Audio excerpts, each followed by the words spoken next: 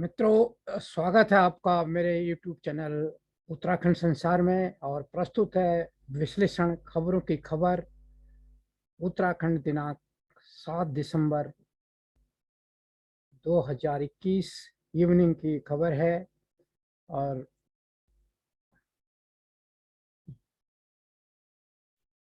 जो पहली खबर है, आम आदमी पार्टी के जो दिल्ली के कैबिनेट मंत्री हैं इमरान हुसैन, वो लक्सर में विधानसभा, जो लक्सर विधानसभा है उसमें जनसभा को संबोधित कर रहे हैं। किस चीज का सामना करना पड़ता है? उन्हें सामना करना पड़ता है, दलालों का सामना करना पड़ता है, रिश्वत देनी पड़ती है, उसके बाद वहां काम होता है। ऐसा है नहीं, ऐसा है नहीं है तो मना कर, तो है तो आप मना करके बता दो, है ना। और एक अरविंद केजरीवाल की मॉडल है आपके सामने जो दिल्ली के अंदर चला रहे हैं। इस बारे में मुझे लगता है लक्सर वालों का लगभग दिल्ली आना जाना सबका ही होगा, क्योंकि बहुत दूर नहीं है दिल्ली, बड़ी नजदीक। अब ये यहाँ पे लक्सर में जो लक्सर विधानसभा है, वहाँ पे दिल्ली के कैबिनेट मंत्री इमरान हुसैन जनसभा को संबोधित कर रहे हैं आम आदमी पार्टी के लिए। और अब ये उत्तराखंड में एक ऐसा, जो अभी बाहरी पार्टी की बात हो रही थी, उत्तराखंड की जो विजन विहीन राजनीति होने की बात हो रही थी, अब ये चुनाव में तो और भी ज्यादा घातक नजर आ रहा है सारी चीजें। पूरे कभी दिल्ली के मुख्यमंत्री वहां जाते हैं, उप मुख्यमंत्री जाते हैं, एमएलए पहुंच रहे हैं, और कैबिनेट मंत्री पहुंच रहे हैं, मंत्री पहुंच रहे हैं। तो अब ये उत्तराखंड को की जनता को सोचना पड़ेगा, जब ये हालत हो गई वहां पर प्रचार के लिए भी ये इस तरीके से सारे जा रहे हैं, तो उत्तराखंड को उत्तराखंड के लोग चलाएंगे या फिर ये दिल्ली के लोग चलाएंगे? ये बहुत बड़ा सवाल है इस चुनाव में। साथ साथ में ये भी निर्णय ठीक है, जो आ रहे हैं अपनी पार्टी का प्रचार करने आ रहे हैं, परंतु मतदाता को सोचना पड़ेगा कि उत्तराखंड को चलाएगा कौन। बात हो रही है दिल्ली मॉडल की, बात हो रही है केजरीवाल की। अब वहां पे जो अभी तक उत्तराखंड की बदहाली है, उसके लिए पहले तो लखनऊ को जिम्मेदार माना गया कि लखनऊ के साथ रहते हुए उत्तराखंड भला नहीं हो सकता। लखनऊ एज ए जगह से, जगह होने की वजह से नहीं, लखनऊ का मतलब लखनऊ में बैठे नीति निर्धारक। ये इस बात को समझना की जरूरत है।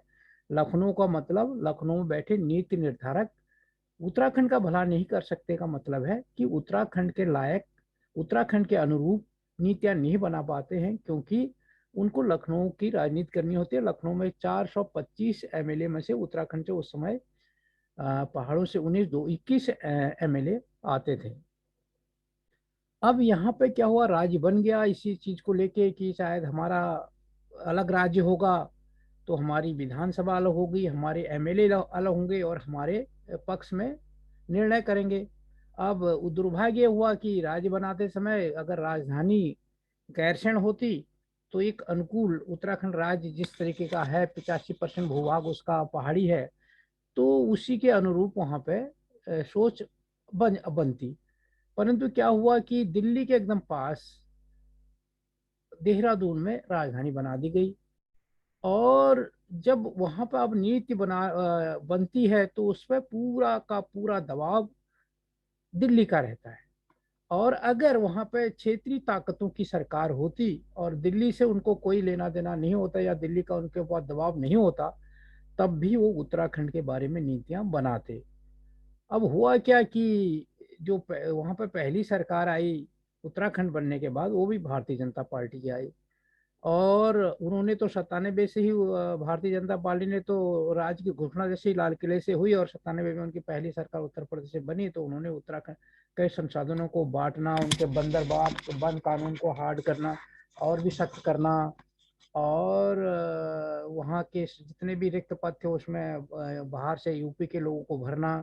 आज तो क्या ही क्या, वहाँ के राशन में कटौती की, साथ ही 29 संशोधन भी कर दिए जब राज्य बना। और उसके बाद सरकार उनकी बनी, और तो जो लोग इतना कर सकते हैं वो राज बनने के बाद क्या, या क्या अच्छा करते। जनता ने उन्हीं की सरकार बना रहे हैं। बीजेपी का भी वही हाल है कि बीजेपी का तो हाल था ही बुरा। उसके बाद कांग्रेस आई, कांग्रेस भी दिल्ली की राजनीति, उसको लखनऊ की राजनीति की चिंता है, उसको दिल्ली की राजनीति की चिंता है। वो भी जो हमारे साथ अहित है, जो हमारे नुकसान हो रहा है, उसके खिलाफ आवाज नहीं उठा पा रहे हैं। अब ये जब अब ये सारे लोगों का, तो लोगों ने तो अपना गुस्सा दिखाया। ऐसा नहीं है, लोगों ने क्या किया कि बीजेपी ने अगर काम अच्छा नहीं किया, बीजेपी में दो दो मुख्यमंत्री छोटे से ड्यूरेशन में रहे। पहले नित्यानंद स्वामी रहे, फिर कोश्यारी रहे। तो लोगों को लगा कि ये लोग इस राज्य का भला नहीं कर सकते, तो उन्होंने बदल दिया, कांग्रेस को ले आए। कांग्रेस ने नहीं किया तो फिर उनको लगा शायद बीजेपी को ज्यादा मौका नहीं मिला, तो उन्होंने फिर बीजेपी को मौका दे दिया। और बीजेपी ने भी अच्छा नहीं किया, फिर उन्होंने कांग्रेस को आजमाया कि इससे अच्छी तो थोड़ा नारायण तिवारी के टाइम पर कुछ काम को उन्होंने देखा, उन्होंने कहा इससे अच्छे तो कांग्रेस थी। फिर कौन घोटाले घोटाले हुए, कई चीजें हुई, बीजेपी के काल में भी घोटाले हुए, तो कांग्रेस आई, कांग्रेस काल में घोटाले हुए, फिर अगली बार अब दोबारा बीजेपी है। यानी बीजेपी का 3 कार्यकाल हो गया है और कांग्रेस के 2। अब जनता तो कर रही है, परिवर्तन कर रही है, जनता बदलाव कर रही है वहां पे। हर चुनाव में सरकारों को बदल रही है, परंतु जनता जहां पर जनता से चूक हो रही है, जनता जब बदलाव कर रही है, वो इतना जनता पर तो गुस्सा बहुत है। वो ये बदलाव तो कर रही है कि सरकार बदल रही है, परंतु वो एक सही आदमी का चुनाव नहीं कर पा रही है। वो जिसने काम नहीं किया उसको तो बदल के बाहर पटक दे रही है, परंतु जिसको बैठा रही है वो काबिल आदमी को नहीं बैठा पा रही है। ये बहुत बड़ा उत्तराखंड के लिए सेटबैक है। तो उत्तराखंड के मतदाताओं को यहाँ पे इतना जो एक्सपेरिमेंट हो गए हैं, इतना प्रयोग हो गए हैं, तो इन सारे प्रयोगों में ये लगता है कि उत्तराखंड का मतदाता बदलाव तो चाह रहा है हर बार, परंतु बदलाव में वो केवल ये देख रहा है कि बदलना है। ये नहीं देख रहा है कि बदलने के बाद जिससे लाना है वो भी फिट होना चाहिए, वो भी सही होना चाहिए। तो अब 2022 का चुनाव सामने है, और अब इसमें एक और जबरदस्त चीज आई है 2022 के चुनाव में, कि पहले तो क्या होता था कि जो दिल्ली के नेता जाते थे, वो उनकी दो कुछ मीटिंगें वहां पर होती थी उत्तराखंड में, बाकी वहां के उत्तराखंड के लोग ही चुनाव लड़ते थे भाजपा कांग्रेस से। और एकदम जब चुनाव एकदम नजदीक होता था, वोटिंग के 2-4 दिन होते थे, थोड़ा सा दबाव केंद्रीय नेताओं का ये जो होता है वो रहता था। परंतु अब ये जो आम आदमी पार्टी वहां पर चुनाव लड़ रही है, इसने अपने मंत्री, कैबिनेट मंत्री, मुख्यमंत्री, उप मुख्यमंत्री, इन सबको वहां पे झोंक दिया है। और सबको झोंकने का मतलब ये है कि वो परिदृश्य नजर आ रहा है। और साथ में दिल्ली मॉडल की बात हो रही है कि अरविंद केजरीवाल के नाम से चुनाव वहां पर लड़ने की बात हो लड़ा जा रहा है। तो इससे ये लग रहा है कि फिर भी अग हमारे पास जो एक तीसरी जो पार्टी आई, अब ये इसका भी, इसके पास भी कोई परिदृश्य, कोई विजन नजर नहीं आ रहा है। उत्तराखंड के बदलाव के लिए एक ऑप्शन आ गया है। जैसे पहले भाजपा से कांग्रेस, कांग्रेस से भाजपा बदल रहे थे, अब जनता के लिए पास बदलाव के लिए ये ठीक है, एक बदलाव और आ गया, एक ऑप्शन, एक विकल्प और आ गया। परंतु ये विकल्प क्या फिट है, ये बहुत बड़ा मुश्किल है, क्योंकि ये और भी ज्यादा अनफिट लग रहा है। जिस तरीके से इनके सारे एमएलए ये लग रहे हैं, क्योंकि इनको लग रहा है कि जो उत्तराखंड में इनका सेटअप है, जो उत्तराखंड में हमारे इनके प्रतिनिधि वो होंगे, उम्मीदवार होंगे, वो चुनाव को हैंडल नहीं कर पाएंगे। तो उसको लग रहा है, अगर जो जिसको पास चुनाव हैंडल नहीं हो रहा हो, वो जो चुनाव नहीं लड़ पा रहे हैं, तो उनके पास राज्य के लिए क्या विजन होगा। तो इसलिए उनकी काबिलियत को, राज्य की बेहतरी में उनकी काबिलियत होगी, ये बड़ा वो होगा, संशय वाली बात लग रही है। जिस तरीके से ये लोग उन पर विश्वास नहीं कर रहे, वहाँ के क्षेत्रीय लोगों पर, अपने जो इनके क्षेत्रीय प्रतिनिधि वहाँ पर हैं, तो उन पर इनको विश्वास नहीं है। इनके यहाँ से एमएलए पूरा दिल्ली वहाँ पर इन्होंने झोंक दिया है। अगर ये वहाँ पर इनकी सरकार बाई चांस बन गई गलती से भी, तो ये तो फिर वहाँ सारे यही इन लोगों का अड्डा रहेगा। आप तो जितने भी वहां पे वो रहते हैं भी, वो भी ऐसा लग रहा है कि वो भी नहीं रह पाएगा। ऐसा एक माहौल इस इससे तो लग रहा है, जो अभी तक इनका परिदृश्य नजर आ रहा है।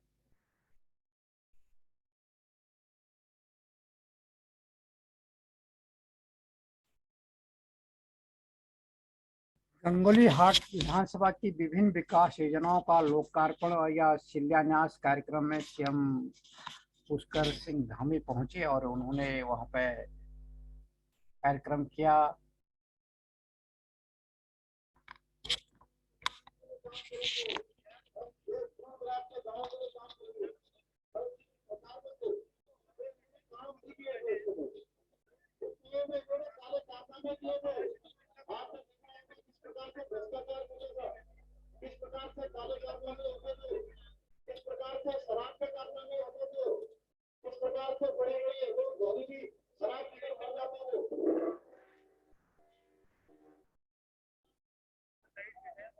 जिस प्रकार से उन्होंने वो करप्शन किया वो किसी से छुपा हुआ नहीं है।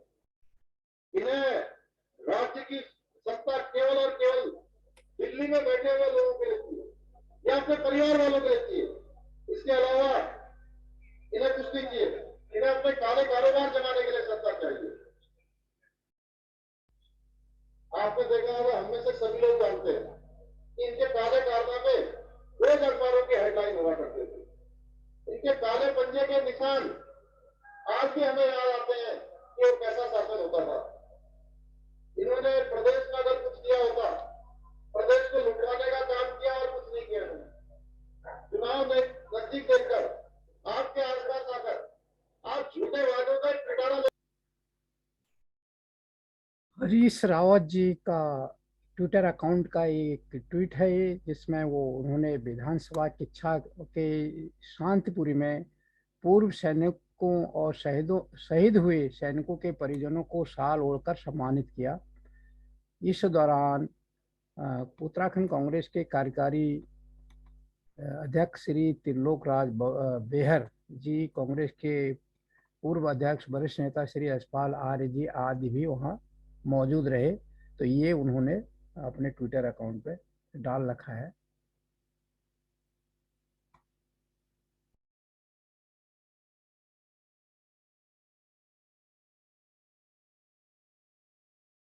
इसमें यशपाल आर्य जी भी हैं और तिलक राज बेहड़ जी भी हैं।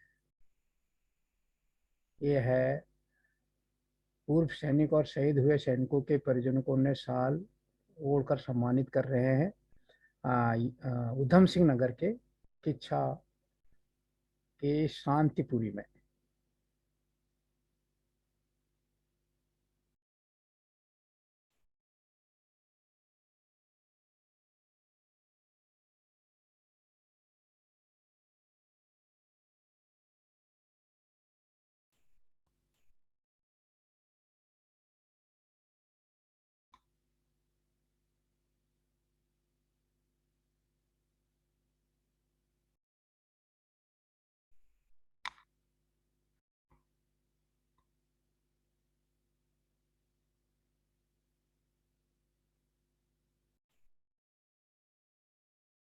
उत्तराखंड क्रांति दल ने अपने ट्विटर अकाउंट से ट्वीट करते हुए कहा है कि उत्तराखंड के बच्चे महीनों से अल्मोड़ा मेडिकल कॉलेज में इसी सत्र से कक्षा शुरू करवाने के लिए आवाज उठा रहे हैं, लेकिन बीजेपी उत्तराखंड सरकार के कान में जूं तक नहीं रेंग रही है।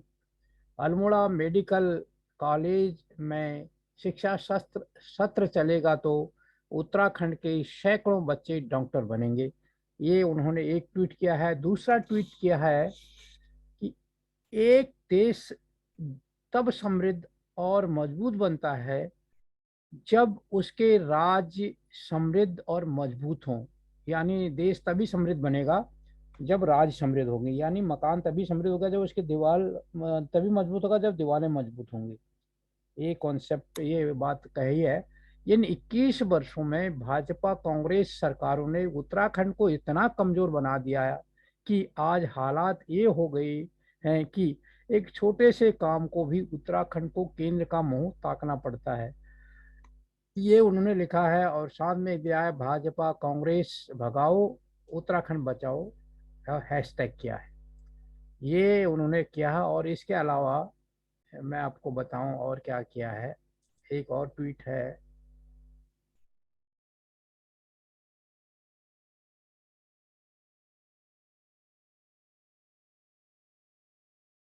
ये है उत्तराखंड क्रांति दल ने लिखा, उत्तराखंड में भू कानून, गैरसैंण राजधानी, मूल निवास, स्वास्थ्य, शिक्षा, सड़क, रोजगार जैसे मुद्दों पर जो उत्तराखंड में मुद्दों पर फेल हो चुकी भाजपा अपने आईटी सेल के माध्यम से झूठ फैलाकर क्षेत्रीय मुद्दों से भटकाएंगे। वो आपको राष्ट्रीय मुद्दों पर भटकाएंगे, लेकिन आप क्षेत्रीय मुद्दों पर टिके रहना, ये उन्होंने अपील किया है। यूकेडी इन 2022 को हैशटैग किया है। ये उत्तराखंड क्रांति दल के जो ट्विटर अकाउंट है उसका मैसेज है, उस पर इन्होंने मैसेज डाला है।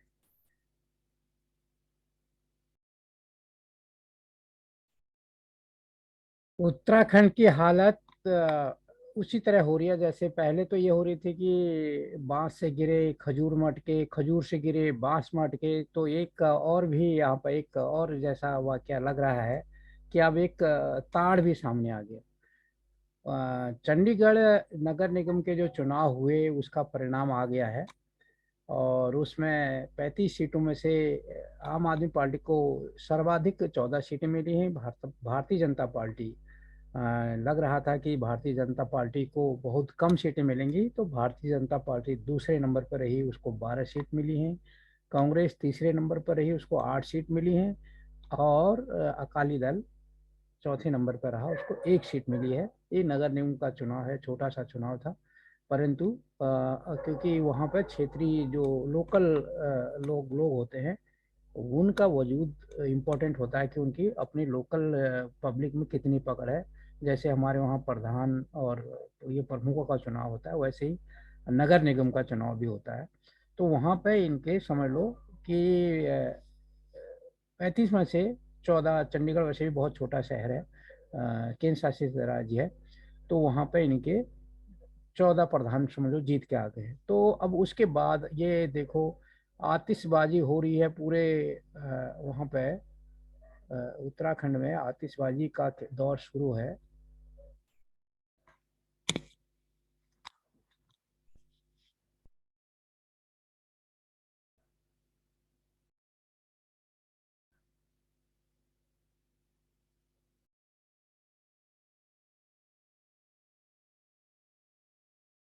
इसका मैं आपको दिखाऊं,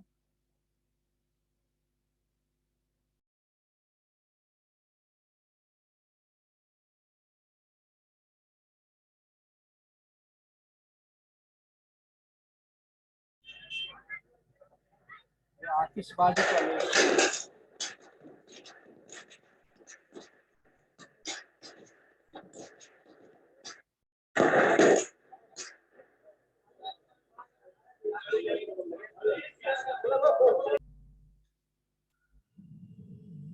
आज पौड़ी गढ़वाल में कोट ब्लॉक है कोई जगह, वहाँ के सफदर खाल मंदिर प्रांगण में क्षेत्रवासियों की विभिन्न समस्याओं को लेकर उत्तराखंड क्रांति दल का जो क्रांति दल युवा प्रकोष्ठ ने एक दिन का धरना और प्रदर्शन संपन्न हुआ। पौड़ी जिला अध्यक्ष युवा प्रकोष्ठ उक्रांत अर्जुन नेगी, कोट ब्लॉक अध्यक्ष युवा प्रकोष्ठ सुदीप ध्यानी अनशन पर बैठे। धरना स्थल पर उत्तराखंड क्रांति दल जिला अध्यक्ष श्री चंद्रमोहन गोसाई जी, केंद्रीय सचिव उत्तराखंड क्रांति दल श्री सुरेश चंद्र जुयाल जी, महिला प्रकोष्ठ जिला अध्यक्ष संभावित विधायक प्रत्याशी पौड़ी विधानसभा पूनम टमटा जी, ये संभावित वह हैं विधायक प्रत्याशी हो सकती हैं उत्तराखंड क्रांति दल की पौड़ी से। कोट ब्लॉक अध्यक्ष उत्तराखंड क्रांति दल के श्री जवाहर लाल भट्ट जी, कलजी खाल ब्लॉक अध्यक्ष श्री दर्शन सिंह रावत जी, कलजी खाल ब्लॉक अध्यक्ष युवा प्रकोष्ठ श्री पवन पटवाल जी, पूर्व क्षेत्र पंचायत सदस्य संभावित विधायक प्रत्याशी उत्तराखंड क्रांति दल भरत लाल भारती जी, क्षेत्र पंचायत सदस्य पवाई प्रकाश बेलवाल जी। आने वाले समय में उत्तराखंड क्रांति दल पौड़ी जिले के सभी ब्लॉकों में क्षेत्रीय मुद्दों को लेकर जिसमें सड़क, स्वास्थ्य, पलायन, रोजगार के मुद्दों को लेकर सभी ब्लॉकों में धरना और अनशन करेगी। भू कानून, मूल निवास 1950 और राजधानी गैरसैंण के लिए लोगों को जागरूक करेगी।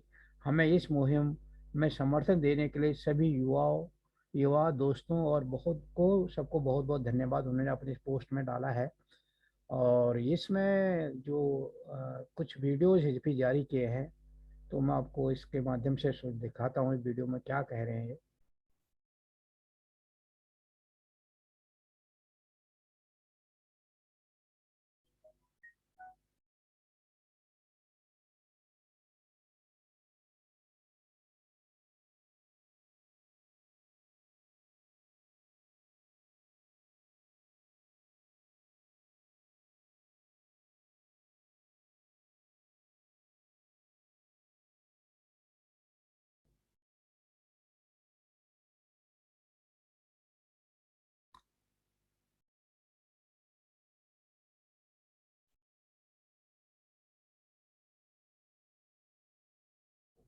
देखो, सुनते हैं इनको क्या कहते हैं।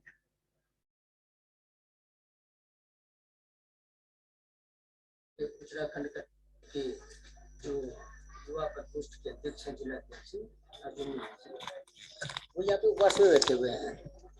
और उत्तराखंड क्रांति दल इसी उपवास में नहीं बल्कि अब पूरे जिले में यही सब कुछ करने जा रहा है, क्योंकि उत्तराखंड क्रांति दल के सामने चुनाव ही एक मुद्दा नहीं है, चुनाव ही एक समस्या नहीं है। उत्तराखंड क्रांति दल के सामने इस उत्तराखंड को बचाने और बसाने की सबसे बड़ी चुनौती है। हमारे सामने दिक्कत ये है कि पिछले 20 वर्षों से उत्तराखंड में जिस प्रकार से बिना किसी नियोजन के, बिना किसी सुनियोजित ढंग से कोई कारगर स्थिति बनाने के यहाँ पे विधायकों ने अपनी लूट खसूट की वजह से रोडों का इस प्रकार से कटान शुरू किया कि जो सिर्फ धन की बर्बादी है, जिसके सिवा कुछ भी नहीं है। और इसमें सबसे बड़ी दिक्कत ये आ रही कि बहुत सारी रोड है जो पीडब्ल्यूडी ने बनाई और वो आधी अधूरी छोड़ दी। इतनी रोडों पे तो जाने लायक रास्ता भी नहीं बचा हुआ था, झाड़ियां इस कदर हो गई हैं कि लोग गाड़ी नहीं चला पा रहे हैं। तो रोडों के डामरीकरण के लिए उत्तराखंड क्रांति दल के युवा प्रकोष्ठ जो है, युवा प्रकोष्ठ ने यहाँ पे ये आयोजन रखा हुआ उपवास का। हमारे जिला अध्यक्ष श्री चंद्रमोहन सिंह गोसाई जी और यहाँ पे पहुंचे हुए हैं। यहाँ पे भारती जी जो कि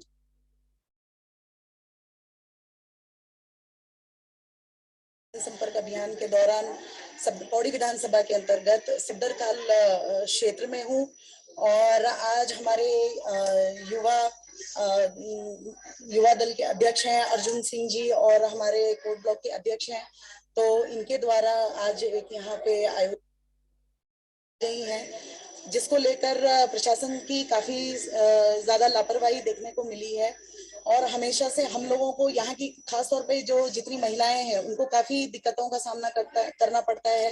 महिलाओं को सबसे ज्यादा यहाँ पर जो है कि स्वास्थ्य की जो यहाँ पे व्यवस्थाएं हैं एकदम चरमराई हुई है। यहाँ पे डॉक्टर्स नहीं है, यहाँ पे दवाइयां नहीं है। तो इस चीज को लेकर आज यहाँ पर धरना और प्रदर्शन का आयोजन किया गया है सब्बरखाल क्षेत्र के अंतर्गत। अगर आपने चैनल सब्सक्राइब नहीं किया है तो इसको सब्सक्राइब कीजिए और बेल का आइकन भी दबाइए ताकि जैसे मैं कोई वीडियो डालूँ उसकी इन्फॉर्मेशन आपको मिले। अगर आपको ये वीडियो अच्छी लगी तो इसको लाइक करें और अपने दोस्तों के साथ भी शेयर करें। अगर इसमें कुछ इम्प्रूवमेंट चाहते हैं, कुछ चेंज चाहते हैं या कोई इन्फॉर्मेशन लेना चाहते हैं तो आप कमेंट्स बॉक्स में जाकर कमेंट्स कर सकते हैं, उसमें आपको हम रिस्पॉन्स करेंगे।